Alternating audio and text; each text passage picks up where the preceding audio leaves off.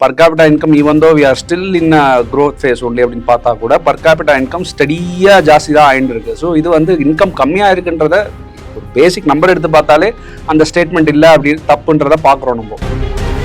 இப்போ பொருளாதாரத்துல வளர்ச்சி இருக்குன்னு நீங்க சொல்றீங்க சார். சரி, அதை வந்து ஒரு பக்கத்துல நம்ம ஏற்றுக்கொள்ளக்கூடியதாக இருந்தாலும், ஆனா வாங்கக்கூடிய மக்கள் அதுல வந்து ஒவ்வொரு இடத்துலயும் வந்து அவங்க கஷ்டப்பட்டுட்டு தானே இருக்காங்க. நான் அதான் சொல்றேன், திரும்பி ஸ்டேட்மெண்ட் சொல்லும்போது அதுக்கான அடிப்படை நம்பரை வந்து நம்ம எடுத்து பார்க்கணும்.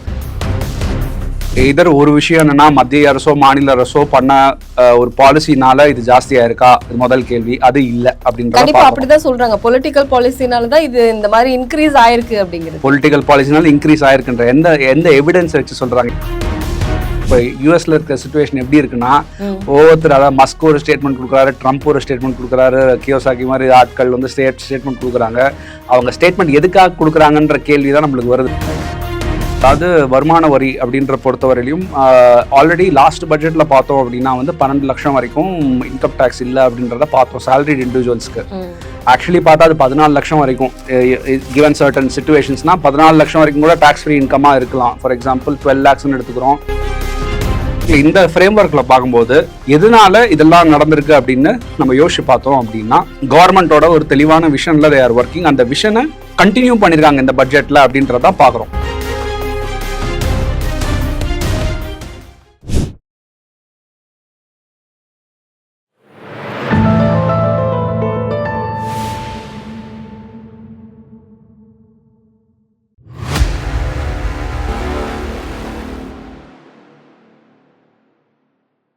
தாமரை டிவி நேயர்களுக்கு அன்பான வணக்கம். இன்னைக்கு இந்திய பட்ஜெட், அதாவது மத்திய அரசு பட்ஜெட்டை வந்து இன்னைக்கு தாக்கல் செஞ்சிருக்கு. இதுல தமிழகத்திற்கு மட்டும் இல்லாமல் இந்தியாவிற்கே வந்து என்ன மாதிரியான பெனிஃபிட்ஸ் இருக்கு, இதுல எந்தெந்த பொருட்களினுடைய விலைகள் வந்து குறைய போகுது, தமிழக மக்களுக்கு என்ன மாதிரியான வந்து ஒரு சிறப்பு அம்சங்கள் இருக்கு, என்னென்ன துறைகளுக்கு வந்து என்ன மாதிரியான வரி சலுகைகள் பண்ணியிருக்காங்க அப்படிங்கிற பலதரப்பட்ட கேள்விகள் வந்து மக்கள் கிட்ட இருக்கு. அதை பத்தி நம்ம வந்து விரிவாக தெரிந்து கொள்வதற்காக பொருளாதார நிபுணர் சரவண பிரபு அவர்கள் நம்முடன் இருக்கிறார். சார் வணக்கம். சார் வணக்கம். ஃபர்ஸ்ட் ஒரே ஒரு கேள்விதான் சார். மத்திய பட்ஜெட்ல இதுக்கெல்லாம் வந்து ஒரு சிறப்பான விஷயங்களை கொடுத்துருக்கு, அது மட்டும் இல்லாம முக்கியத்துவம் கொடுத்துருக்கு, நம்ம தெரிஞ்சுக்கலாமா? நம்ம புரிஞ்சக்கூடிய விஷயம் என்ன அப்படின்னா, நம்ம இந்த பட்ஜெட் வரதுக்கு முன்னாடி என்ன சிச்சுவேஷன் இருக்கு அப்படின்றத அதை புரிஞ்சுக்கணும் நல்லா. அப்படின்னா இந்த பட்ஜெட் ஏன் இந்த விஷயம்லாம் வந்திருக்கு அப்படின்றத நல்லா புரிஞ்சுக்கலாம்.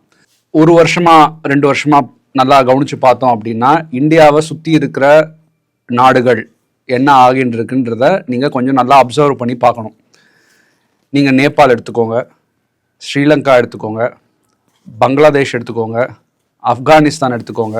இங்கெல்லாம் என்ன நடந்துட்டு இருக்கு, அந்த பொருளாதார நிலைமை எப்படி இருக்குது, எப்படி ஆகின்னு இருக்கு.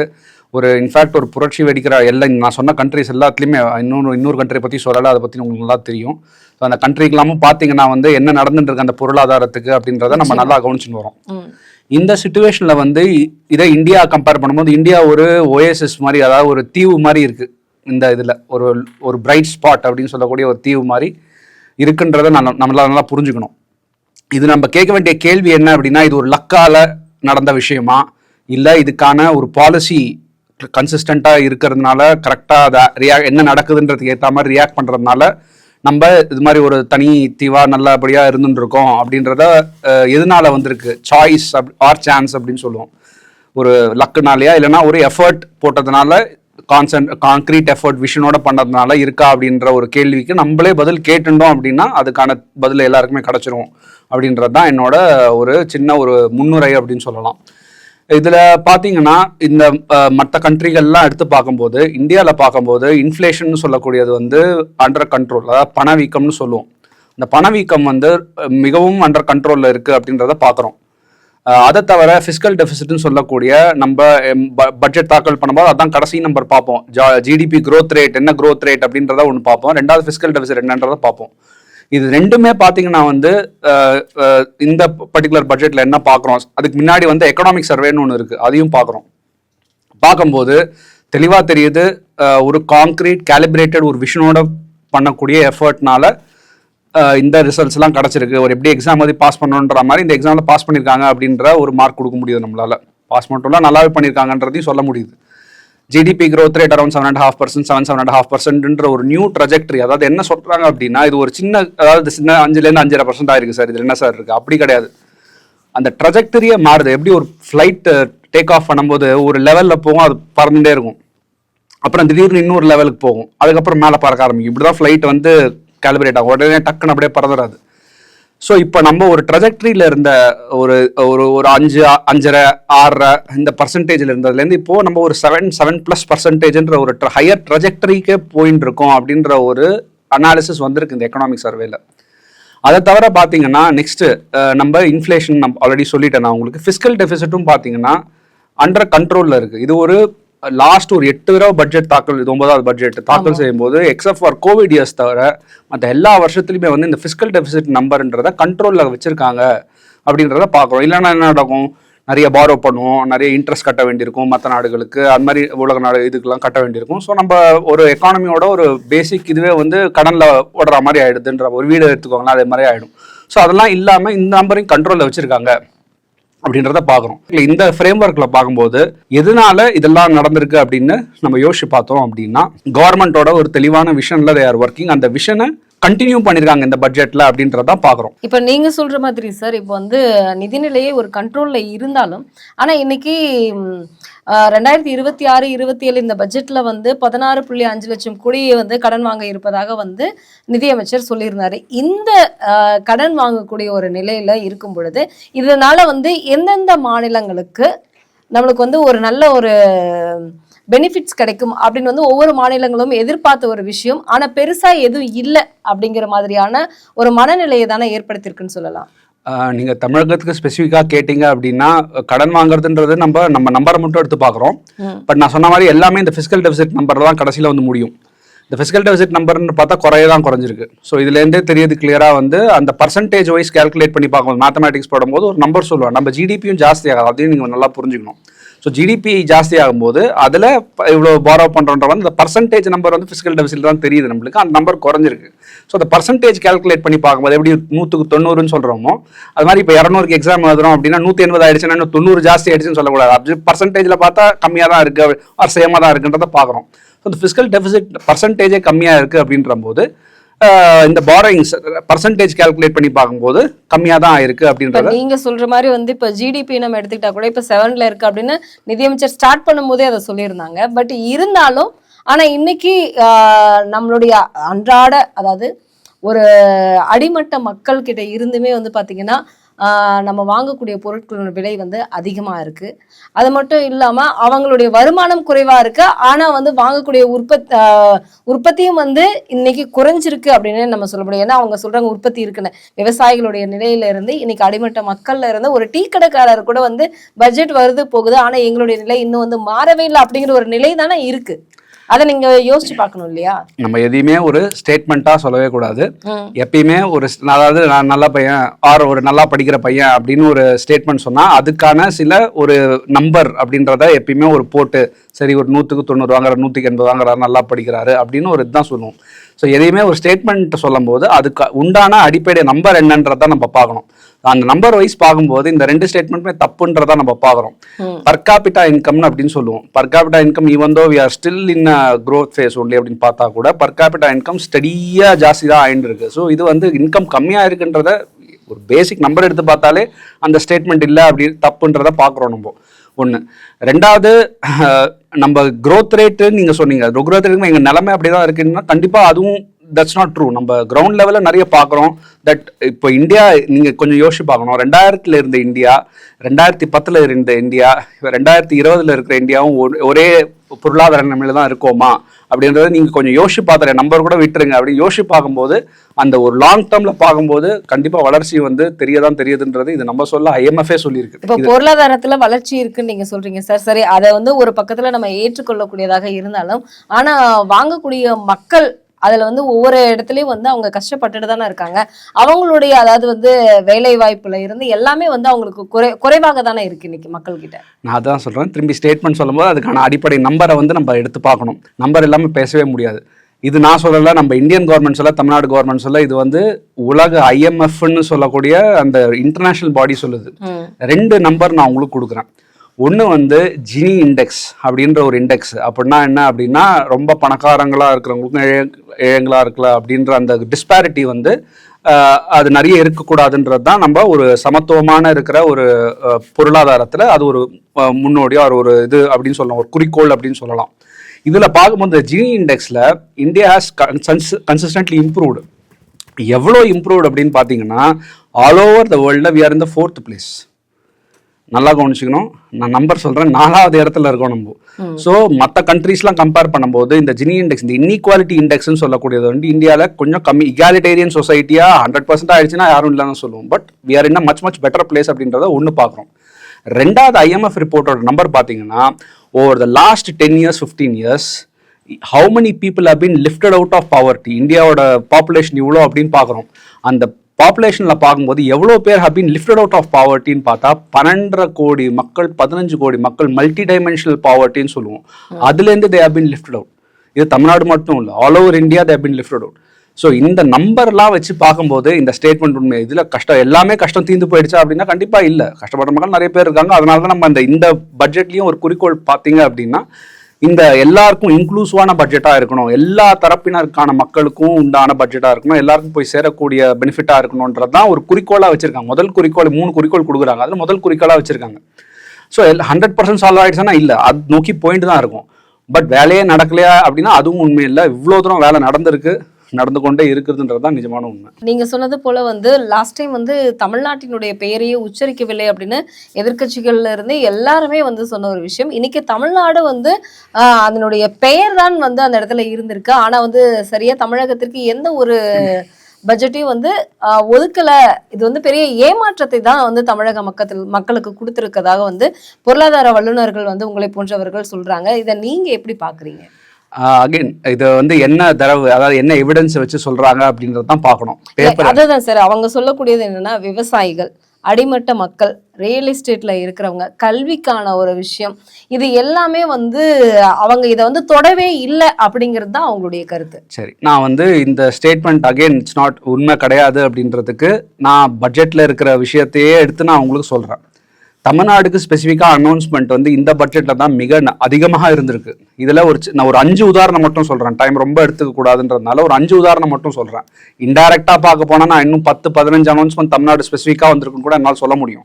பட் 5 சொல்கிறேன், நான் பெரிய அனௌன்ஸ்மெண்ட்டுன்றதை சொல்கிறேன். ஃபர்ஸ்ட் பார்த்தீங்கன்னா, இந்த ரயில் காரிடார் அப்படின்னு சொல்லக்கூடிய ரயில் காரிடார் வந்து Chennai to Hyderabad to Chennai and Chennai to Bangalore 2 corridors they've announced. இது மிகப்பெரிய அனௌன்ஸ்மெண்ட், இது ஸ்பெசிஃபிக் டு தமிழ்நாடு. இது ஃபர்ஸ்ட் அனௌன்ஸ்மெண்ட் வச்சுக்கலாம். ரெண்டாவது, இந்த ஹைக்கிங் ட்ரெயில்ஸ் அப்படின்ற அந்த ஸ்கீமுக்கு காரிடாருக்கு நம்ம பொதிகை மலைக்கு உண்டானது, புலிக்காட் லேக் உண்டான இது டெவலப்மெண்ட், அடிச்சாநல்லூருக்கு உண்டான ஹெரிட்டேஜ் சைட்டோட டெவலப்மெண்ட். இதுல ஒரு விவசாயம் நிறைய வந்துட்டே இருக்கு. பட் இங்க பாக்குறோம் அடிச்சாநல்லூர் ஹெரிட்டேஜ் சைட் டெவலப்மெண்ட்டுக்குன்னு தனியா வந்து they've given the policy in the budget. இது 2வது அனௌன்ஸ்மெண்ட். 3வது அனௌன்ஸ்மெண்ட், இது அமௌண்ட் பாருங்க, 10,000 கோடி ஃபார் அ பயோஃபார்மா செக்டாருக்கு உண்டான இது. ஒரகடம், இருங்காட்டுக்கோட்டை எல்லாம் என்ன இருக்கு, பயோஃபார்மா செக்டார் தான் ஃபுல்லா இருக்கு. கண்டிப்பா 3வது பாக்குறோம். 4வது பாத்தீங்கன்னா வந்து தமிழ்நாடுக்கு உண்டான, சரி சார் சிட்டிலாம் விட்டுருங்க, சபர்ப் டயர் 2 டயர் 3 போனீங்க அப்படின்னா திருப்பூர், கோயம்புத்தூருக்கு உண்டான டெக்ஸ்டைல் எக்கானமி, டெக்ஸ்டெக்கோ அப்படின்னு சொல்றாங்க. இதுல 6 விதமான பில்லர்ஸ், அதாவது 6 விதமான அனௌன்ஸ்மெண்ட் ஒரே இதுக்கு ஒரு கன்சாலிடேட் அனௌன்ஸ்மெண்ட்டாக கொடுத்துருக்காங்க. ஸோ இது ஒரு 5 விஷயத்த சொல்லியிருக்கேன் நான். ஸோ தமிழ்நாடுக்கு எதுவும் இல்லை அப்படின்னு சொல்றது வந்து ஜென்ரலாக ஒரு ஸ்டேட்மெண்ட்டாக எடுத்துக்கணுமே தவிர அதுக்கான எவிடன்ஸ் பார்த்தீங்கன்னா அப்படியே ஆப்போசிட்டாக தான் இருக்குது. இவ்வளோ அனௌன்ஸ்மெண்ட்ஸ் இருக்குது. டைம் கொஞ்சம் கம்மியாக இருக்கிறதுனால ப்ராப்ளம் நான் இன்னும் சொல்லலை. இன்னும் சொல்லப்போனால் 10-15 அனௌன்ஸ்மெண்ட் கூட தமிழ்நாடு ஸ்பெசிஃபிக்காக பாயிண்ட் அவுட் பண்ண முடியும் இந்த பட்ஜெட்டில். ஏற்கனவே ஒரு நேர்காணலில் சொன்னது போல் வந்து எல்லாருக்குமே வந்து ஒரு சின்ன கேள்வி இருந்துகிட்டே இருக்கு. தங்கம் விலை ஏற்றத்திற்கு காரணமே வந்து அமெரிக்காவும் இந்தியாவும் தான் அப்படிங்கிற ஒரு குற்றச்சாட்டை வந்து நிறைய பேர் வைக்கிறாங்க. இதுல முக்கியமா வந்து நம்மளுடைய நாட்டுக்கும் அந்த நாட்டுக்கும் வந்து ஒரு பெரிய சண்டையே நடந்துட்டு இருக்கு. அதனாலதான் இன்னைக்கு தங்கம் விலை ரொம்ப ஹை லெவல்ல போயிருக்கு. இதுக்கு மேல வந்து குறையறதுக்கு வாய்ப்பே இல்லை அப்படிங்கிறதையும் வந்து சொல்றாங்க. இதுல நீங்க அரசியல் கட்சிகள் பேசுறதையும் வந்து நீங்க கேட்டிருப்பீங்க. இது கண்டிப்பா இந்த நிலைமை இப்படிதான் இருக்குமா? ஸோ இதில் பார்த்தீங்கன்னா அந்த வீடியோவோட கான்டெக்ஸ்ட்டு டிஃப்ரெண்ட்டாக போட்டிருக்காங்க. நான் சொன்ன கான்டெக்ஸ்ட் வந்து அது அண்டர்லைன் கருத்து வந்து கொஞ்சம் மாறி இருக்கு வரும்போது. நான் தெளிவாக சொல்லிக்கிறேன். ஹோப்ஃபுல்லி இது அப்படியே வரும்னு நினைக்கிறேன் நம்ம இதில் ஃபைனல் அவுட்புட்டில். ஸோ நம்ம இந்த கோல்டு ப்ரைஸ் வந்து இன்க்ரீஸ்க்கான காரணங்களை புரிஞ்சுக்கணும்.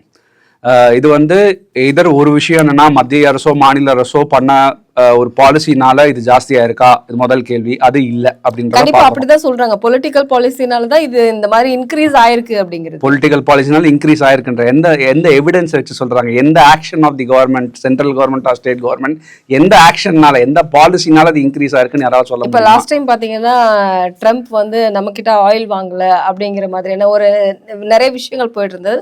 அதுக்கு என்ன ரீசன் அப்படிங்கறதையும் சென்ட்ரல் கவர்மெண்ட் வந்து சொல்லி இருந்தாங்க, என்ன ரீசன் அப்படிங்கறத.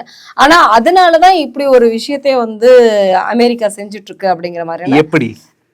அதாவது நம்மளுடைய, ஏன்னா அதிகமா கோல்டு வந்து பர்ச்சேஸ் பண்ணக்கூடிய ஒரு நாடுகள்ல இந்தியா இருக்கு அப்படிங்கிறது முதலிடமாக இருக்கு.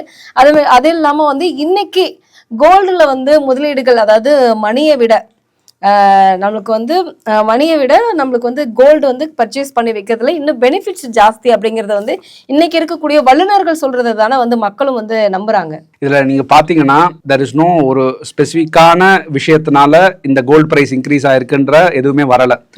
இது என்ன நடக்குது அப்படின்னு சொல்றேன். அதையே நான் சொன்ன மாதிரி எல்லாருமே வந்து இந்தியாவில் கொஞ்சம் இப்போ கம்ஃபர்டபுளாக இருக்கும். நம்ம வந்து டியூ டு வேரியஸ் ரீசன்ஸ் நம்ம வந்து ஒரு ப்ரொடெக்டட் என்விரான்மெண்ட்ல இருக்கும். இது எல்லாருமே சொல்லக்கூடிய ஒரு விஷயம்தான். அதனால வந்து நம்ம உலகத்துல என்ன நடக்குதுன்றதை கொஞ்சம் கவனிக்கணும். ஸோ இந்த ஜியோபொலிட்டிக்கல் சிச்சுவேஷன், மிடில் ஈஸ்ட்ல நடக்கக்கூடிய ஈரான் அந்த பிரச்சனைகள்லாம் இருக்கட்டும், யுக்ரைன் வார், ரஷ்யா யுக்ரைன் வார் நடக்கிறதா இருக்கட்டும், இஸ்ரேல் அந்த இது நடக்கிறதா இருக்கட்டும், இந்த எல்லா உலகத்துல சுத்தி பார்த்தீங்கன்னா அமெரிக்கா கிரியேட்டட் இஷ்யூஸ் நிறைய இருக்கு. இதனால என்ன ஆகுது அப்படின்னா, மக்கள் வந்து நீங்களே எடுத்துக்கோங்களேன், உங்க கையில பைசா இருக்கு அப்படின்னு சொன்னீங்கன்னா அதை வந்து ப்ரொடெக்ட் பண்ணி ஏதாவது ஒரு அசெட்ல போட்டு நான் ப்ரொடெக்ட் பண்ணி வைக்கணும், அந்த அசெட்ல போட்டு நான் ப்ரொடெக்ட் பண்ணி வைக்கணும்ன்றத பார்ப்பாங்க. கண்டிப்பா அது பார்க்கும்போது நான் மார்க்கெட்ல போட்டு வைக்கலாம்னா மார்க்கெட் வந்து ஒரு நாள் சென்செக்ஸ் மேல போகுது, கீழே வருது. அது மாதிரி எல்லா உலகம் ஃபுல்லா அப்படிதான் நடந்துட்டு இருக்கு. மேல போகுது, கீழே வருது. ஸோ அதனால அவங்களுக்கு அது மேல நம்பிக்கை குறையுது.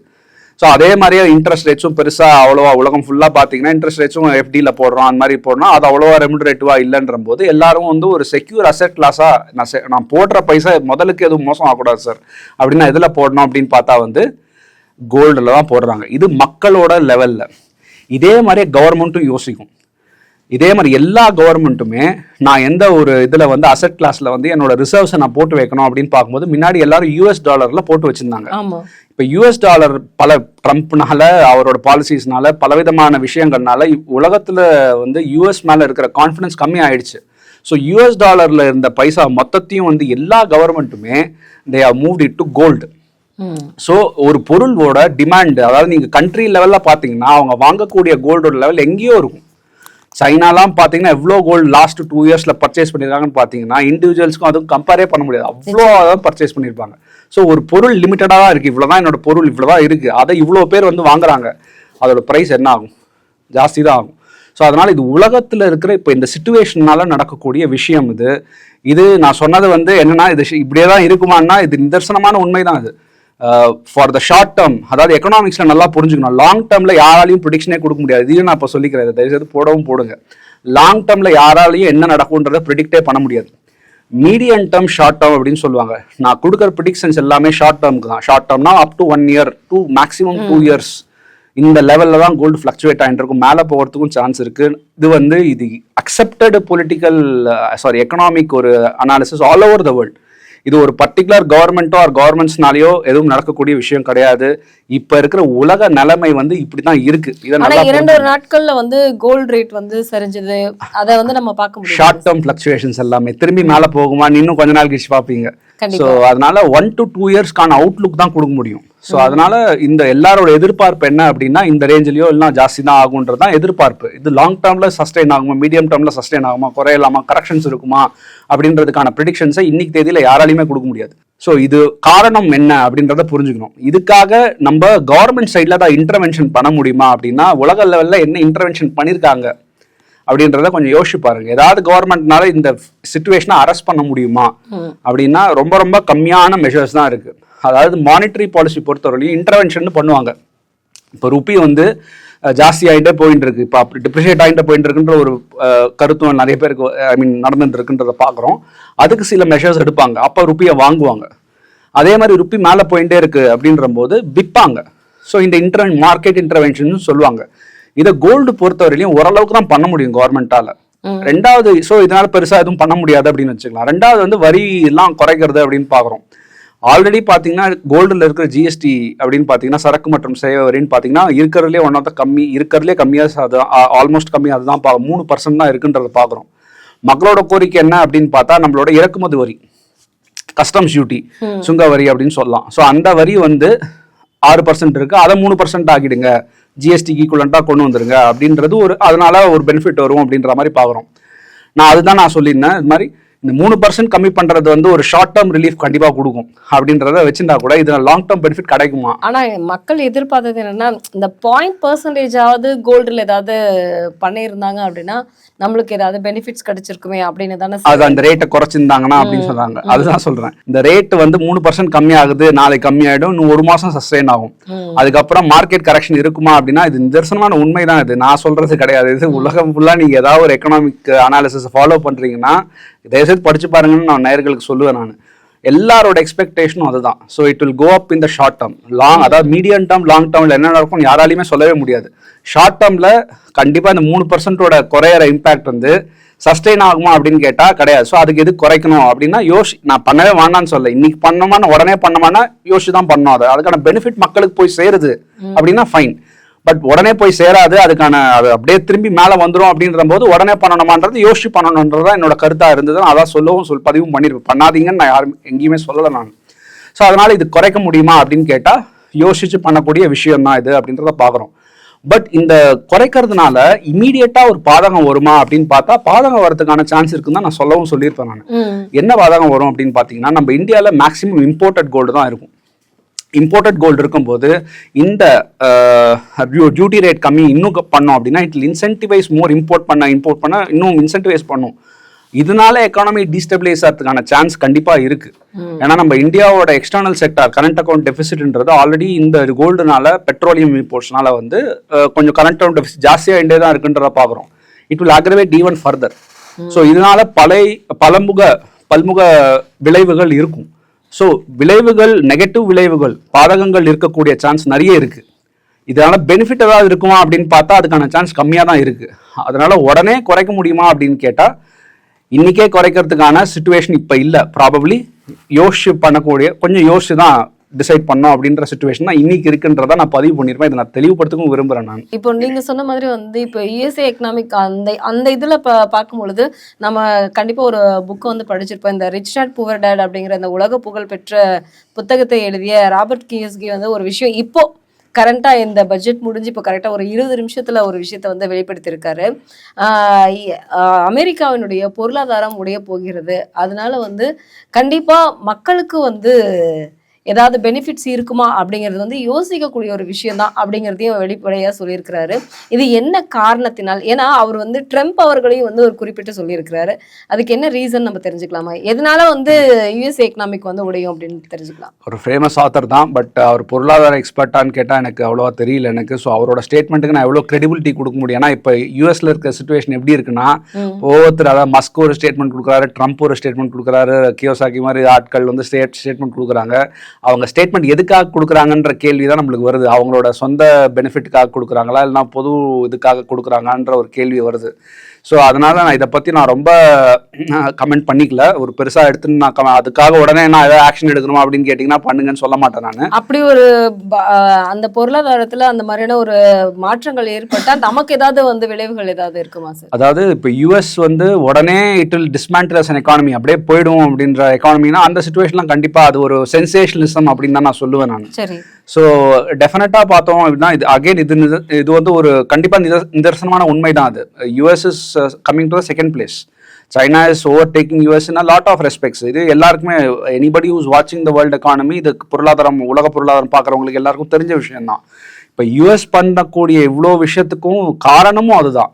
நான் செகண்ட் போயிடக்கூடாது, என்ன மேக்ஸிமம் என்ன ப்ரொடெக்ஷன் பண்ணிக்க முடியும், ப்ரொடெக்ஷனிசம்ன்ற ஒரு பாலிசியை தான் வந்து இஸ் டூயிங். அந்த ஒரு டாரிஃப் பவுண்டரிஸ்ன்னு சொல்லுவாங்க. ஒரு கண்ட்ரிக்குள்ள 2 விதமான பவுண்டரி போடலாம். மக்கள் வராமல் இருக்கிறதுக்கு ஒரு ஃபிசிக்கல் பவுண்டரி போடலாம், இன்னொன்று வந்து டாரிஃப் இஸ் ஆல்சோ பவுண்டரி தான். ஸோ அந்த கண்ட்ரிக்கு வந்து ப்ரொடெக்ஷனிசம் கொண்டான ஆஸ்பெக்ட் தான் அது. ஸோ யூஎஸ் வந்து it should not degrade as an economy அப்படின்ற, சைனாக்கு பின்தங்கி போயிடக்கூடாதுன்ற விஷயத்தெல்லாம் இதெல்லாம் பண்ணிட்டு இருக்காரு அவர். பட் இது நடக்குமானா இட்ஸ் இன்னவிட்டபிள் தான். என்னை பொறுத்தவரையிலையும் வந்து it is definitely inevitable. Trump பண்ற விஷயம் நிறைய விஷயம் வந்து அவங்களோட, அதாவது அவங்களுக்கு சொந்தத்திலேயே இது வச்சுக்கிறாங்கன்னு சொல்ற மாதிரி. ஸோ அவர் நிறைய பண்ற விஷயம் அவருக்கே பேக் ஃபயர் ஆகுது அப்படின்றதான் பாக்குறோம். ஸோ தட்ஸ் ஃபைன், அவர் ஏதோ ஒரு விஷயத்துக்காக பண்றாரு. பட் ஹேவிங் செட் தட் உடனே டிஸ்மேண்டில் ஆகுமா, அதனால இந்தியாவுக்கு ஏதாவது எஃபெக்ட் வருமா அப்படின்னு பார்த்தா அதெல்லாம் சென்சேஷன் தான் சொல்லுவேன். ஷார்ட் டேர்ம், அதான் நான் சொல்ற மாதிரி லாங் டேர்ம் அப்படின்ற சுச்சுவேஷன்ல இன்னைக்கு இருக்கிற நிலைமையில யாராலையும் என்ன நடக்குதுன்னு சொல்ல முடியாது. நாளைக்கு என்ன நடக்குதுன்னு கேட்டா கூட யோசிச்சு சொல்ற மாதிரி சுச்சுவேஷன் தான் இருக்கு. மேக்ஸிமம் எனிபடி கேன் கிவ் 1 வருஷத்துக்கு உண்டான ப்ரெடிக்ஷன் தான் கொடுக்க முடியும், மேக்ஸிமம் 2 வருஷம். அதுக்கு மேல யாராவது கொடுத்தாங்கன்னா சரி காதுல கேட்டுக்க வேண்டியதான், வச்சு ஆக்ஷன் எடுக்க முடியுமான்னு டவுட் தான். ஸோ இவர் சொல்ற விஷயம் வந்து 1 வருஷத்துலயே 2 வருஷத்துல நடக்குமான்னு கேட்டா எனக்கு டவுட்டா தான் இருக்கு. இப்போ ஏப்ரல் 1 இருந்து பாத்தீங்க அப்படின்னா புதிய வரிச்சலுகை வந்து அமலுக்கு வர இருக்கு.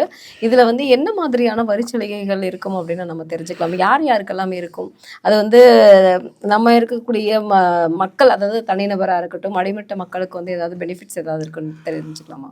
ஓகே, ஸோ இந்த பட்ஜெட்ல வந்து இன்கம் டேக்ஸ் பொறுத்தவரையிலையும், அதாவது வருமான வரி அப்படின்ற பொறுத்தவரையிலையும் ஆல்ரெடி லாஸ்ட் பட்ஜெட்ல பார்த்தோம் அப்படின்னா வந்து 12 லட்சம் வரைக்கும் இன்கம் டேக்ஸ் இல்லை அப்படின்றத பார்த்தோம் சேலரிட் இண்டிவிஜுவல்ஸ்க்கு. ஆக்சுவலி பார்த்தா அது 14 லட்சம் வரைக்கும், கிவன் சர்டன் சிச்சுவேஷன்ஸ்னா 14 லட்சம் வரைக்கும் கூட டேக்ஸ் ஃப்ரீ இன்கமாக இருக்கலாம். ஃபார் எக்ஸாம்பிள் 12 லேக்ஸ்ன்னு எடுத்துக்கிறோம், ஸ்டாண்டர்ட் டிடக்ஷன் ஒரு 75,000 ரூபாய் எல்லாருக்குமே கிடைக்கும். ஸோ அந்த ஒரு பெனிஃபிட்டும் எடுத்துக்கலாம். ஸோ 12,70,000 ஆயிடுது. அது தவிர வந்து 1.25 லேக்ஸ் வந்து நம்ம அதாவது செக்யூரிட்டிஸ் மார்க்கெட்டில் ட்ரேட் பண்ணுறோம் அப்படின்னா அந்த கேபிட்டல் கெயின்ஸ்க்கு உண்டான எக்ஸம்ஷனும் 1.25 லேக்ஸ் இருக்குது. ஸோ இதெல்லாம் சேர்த்து பார்த்தீங்கன்னா கிட்டத்தட்ட ஒரு 14 லட்சம் வரைக்கும் டேக்ஸ் ஃப்ரீ இன்கம் என்ஜாய் பண்ணலாம் கிவன் த சிச்சுவேஷன். பட் அடிப்படையாக 12 லட்சம் வரைக்கும் ஆல்ரெடி டேக்ஸ் கிடையாதுன்றதை பார்க்குறோம். ஸோ இதுவே வந்து lot of benefit has been given இந்த லாஸ்ட் பட்ஜெட் இட் செல்ஃப். இந்த பட்ஜெட்டில் அந்த பாலிசியை கண்டினியூ பண்ணியிருக்காங்களே தவிர புதுசாக எக்ஸ்ட்ரா பெனிஃபிட் எதுவும் இந்த வாட்டி கொடுக்கல. பட் அது லாஸ்ட் டைம் இட் செல்ஃப் அது ரொம்ப பெரிய அனௌன்ஸ்மெண்ட் தான். அது ஒரு பல வருஷங்கள் சஸ்டெயின் ஆகக்கூடிய ஒரு அனௌன்ஸ்மெண்ட் தான் அது. ஸோ அதில் புதுசாக அதுவும் மாற்றம் இல்லை. ஸோ பாலிசி கண்டினியூட்டி இருக்குது. ஒரு நல்ல பாலிசினா அதை கண்டினியூ பண்ணிக்கணும் அப்படின்ற ஒரு பாலிசி கண்டினியூட்டியாக பார்க்குறோம். அதே சமயம் மக்களுக்கு இந்த அதாவது எப்படி சொல்லுவோம்னா டிஸ்பியூட்னு சொல்லுவோம். டிஸ்பியூட்னா லீகலாக டாக்ஸ் சம்மந்தப்பட்டக்கூடிய நோட்டீஸ் வரதா இருக்கட்டும், அந்த டிஸ்பியூட் ரிலேட்டட் ரெசல்யூஷனுக்கான நிறைய விஷயங்களை இந்த பட்ஜெட்ல வந்து ரிஃபார்ம் பண்ணியிருக்காங்க. ஃபார் எக்ஸாம்பிள் ப்ராசிக்யூஷன் பெனல்ட்டி இதெல்லாம் வந்து சிம்பிளிஃபை பண்ணியிருக்காங்க. ஸோ இந்த விதத்தில் வந்து ஒரு டிஸ்பியூட் ரெசல்யூஷனுக்கான ஒரு நல்ல பக்குவமான ஒரு என்விரான்மெண்ட்டை கிரியேட் பண்ணியிருக்காங்கன்றத பார்க்குறோம். இதை தவிர வந்து கஸ்டம்ஸ் டியூட்டியில் பார்த்தீங்கன்னா health care related products, health supplements, so இந்த மாதிரி நிறைய விஷயங்களுக்கு காமன் மேனை அஃபெக்ட் பண்ணக்கூடிய விஷயங்களுக்கு வந்து நிறைய ரிடக்ஷன் இன் கஸ்டம்ஸ் டியூட்டிஸை வந்து கொடுத்துருக்காங்க. அஃப்கோர்ஸ் நம்ம இப்போ தான் பார்க்கணும், ஃபைன் பிரிண்ட் எடுத்து பார்க்கணும், நான் பட்ஜெட் ஸ்பீச்சஸ் தான் சொல்கிறேன் உங்களுக்கு.